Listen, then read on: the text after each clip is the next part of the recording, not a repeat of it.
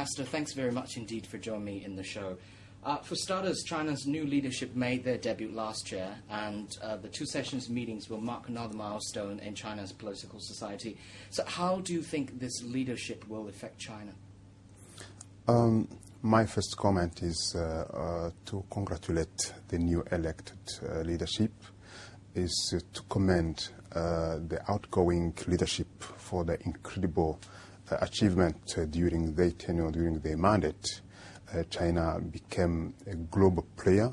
China became second biggest economy in the world.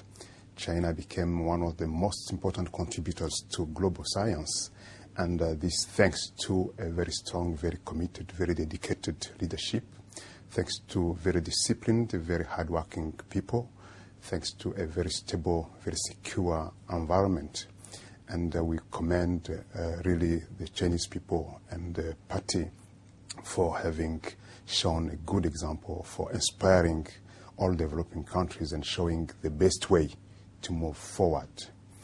According to most of the experts, by 2030, China will be economy #1 in the world. By 2040, probably China's GDP per capita will be around $85,000 US. And this to happen will be based on foundation which is going to be developed during this coming mandate of the new leadership. We count really on China again to lead in terms of technological innovation. We count on China to show a good example how a stable and safe country fighting corruption can develop itself. We count on China to show a good example to Africa how the benefits of development can be shared among all the citizens, among all the contributors to added value.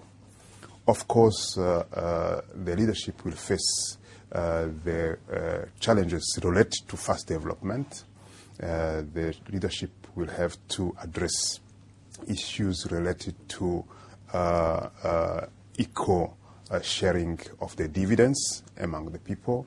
The leadership will have to address the issue related to resources utilization, pressure on environment, and we are very confident that the current leadership and the incoming leadership have a clear vision, determination to address those issues. We congratulate again the Chinese people and the Chinese leadership, and we wish the best for the new mandate, for the new leadership.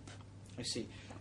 Actually, many issues will be addressed this year by the NPC and CPPCC members. Heated discussions include anti-corruption, housing price regulations, and even government organization reforms. So I'm just curious because it's a sort of a domestic issue for us. But I'd like to hear from you, Mr. Ambassador, which specific areas are most of interest to you? Most of them are very interesting because they are very much, the way they are addressed is very inspiring for developing countries like Rwanda and African countries in general.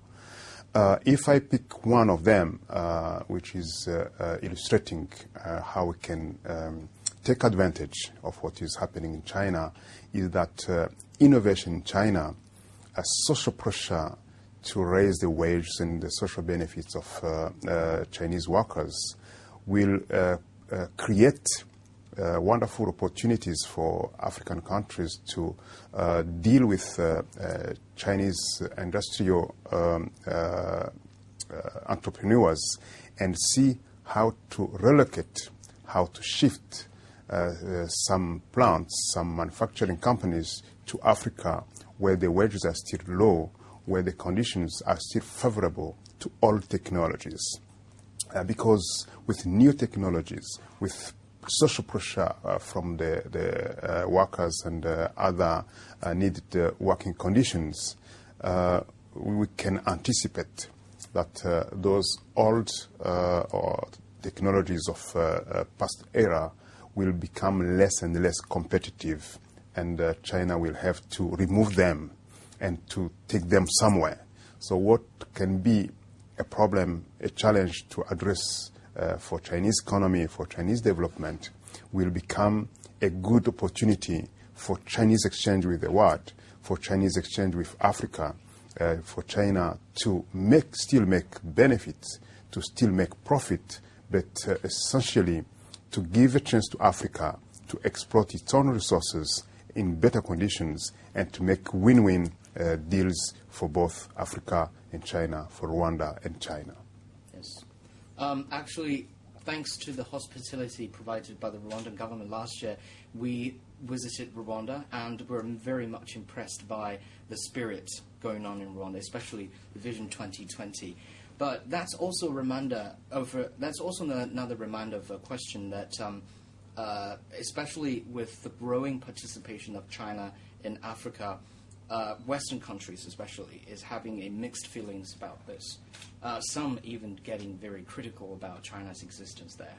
So, what do you think? What do you think of this growing trend? The position of the President of the Republic of Rwanda, the position of the government of Rwanda, and the general position of the people in Rwanda is that we have to protect our dignity. We have to protect our independence.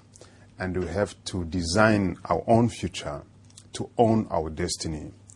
And we are mature enough to make our own decisions and to know with whom we can deal, with whom we can cooperate, under which conditions. Western countries are partnering with China in many areas, and we don't interfere in the way they are doing their business. No one has any authority to dictate, to interfere in the way we deal with China. China never came to Africa to colonize. China never came to Africa to impose anything. China is in Africa as a friend. China is in Africa as an economic partner, as a political partner. China is in Africa invited and welcomed by Africans. The way Africans and Rwandans in particular deal with Chinese is designed, is developed in a well-shared manner between the two parties, with respect, with non-interference. In case there is anything to fix, anything to make more balanced, that is the business of Africans and Chinese. No one else should interfere in it, and that is our clear position. We value very much our relationship with China, and we have very much expectations to make them grow even better in the future. Okay, thanks very much indeed, Ambassador. Thank you for having us today. Thank you. It's my great pleasure.